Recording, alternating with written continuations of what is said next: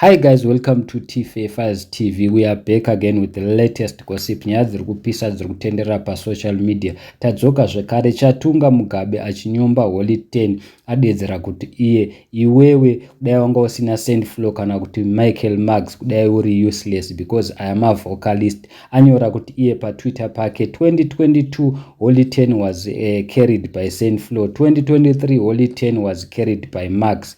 That Bhudu Boys album, you can tell that it was the work of Mfana Uya Marks. If Holy 10 really dumped Mfana Uya Marks, he is very stupid. Arudedzera kuti kana kuri kuti Holy 10 ndiye akadedzera kuti Mfana uyu achamuda ari stupid because mukomana uyu anonzi Michael Marks angari vocalist inogona, saka ndiye angachita kuti ngoma dza Holy 10 dzinakidze, mahits a Holy 10 anakidze. Kana Holy 10 ari one agona anoita chibhesi. Saka vazukuru vambuya naenda vataura zvinhu zvakawanda zvakasiyana siyana. Mumwe muna uyu akati Holy 10 made his own way to the top and it seems for the next 10 years hatina mechi yake senyika. Munhu ari kudedza kuti Holy 10 muhombe anogona, nyange asina vese mamuri kutaura anogona kusvika 10 years achipisa. Mumwe munhu akati Holy 10 haagoni kutamba nemushe, akaita song naWinky D after song akudhomoka. Izvezvi makuona unhu hwake, pride yake yakawandisa, ndozvi kutaurwa nzi haagoni kutamba nevamwe vanhu. Mumwe munhu akati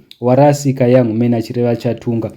Mumwe munhu akauya akati Michael Marks wacho ngaatipe kama hits acho kana achirema tione kudarika Holy 10.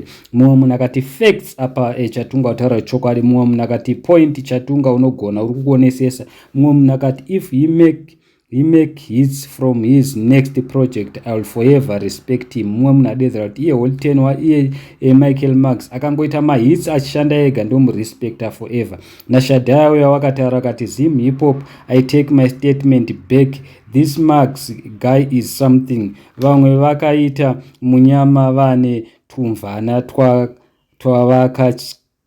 chawakakecha Marks gore remix. Ari kutofara Shadai dedza kuti apa Marks anogona kudarika Holy 10. Saka ndizi guys tinoti kudi ndo nyaya yatanga nayo tauya nayo.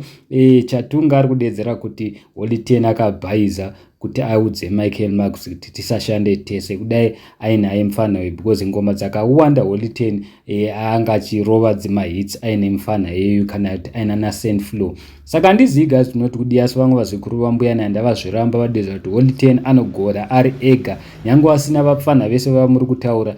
Vanhu vadedzera kuti Holy 10 vapfana vake ndiye akavadzidzisa, saka zviri useless. Nyange wakasashanda navo vanogona kutowana vamwe futi vapfana vanodzidzisa, akavadzidzisa varegedza voenda. Thank you so much guys, don't forget to subscribe.